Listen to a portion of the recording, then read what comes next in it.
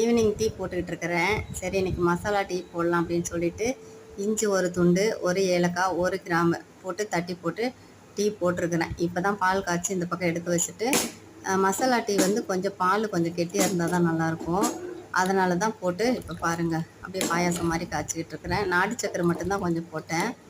இதுக்கு வந்து தொட்டுக்க மசாலா டீக்கு எதுவும் தேவையில்லை. பிஸ்கட்டோ மிக்சரோ எதுவுமே தேவையில்லை.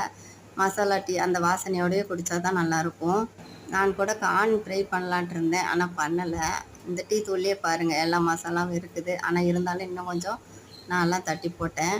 இது காலையில் நேரம் இஞ்சிலாம் போடக்கூடாது, அல்சர் வந்துரும்பாங்க. அதனால் ஈவினிங் தான் ஒவ்வொரு நாளைக்கு நான் இஞ்சி தட்டி போடுவேன். இந்த தூளை காலையில் வைக்கிற எல்லா டீக்குமே நான் போட்டுருவேன். இனிமேல் எடுத்து வடிகட்டி குடிக்க வேண்டியதுதான். இந்த துணியை நல்லா துடைக்க நல்லா இருக்குது. ஏதோ ஒரு பெட்ஷீட்டில் கிழிச்சு போட்டேன், க்ளீன் பண்ண ரொம்ப நல்லா இருக்குது. இப்போ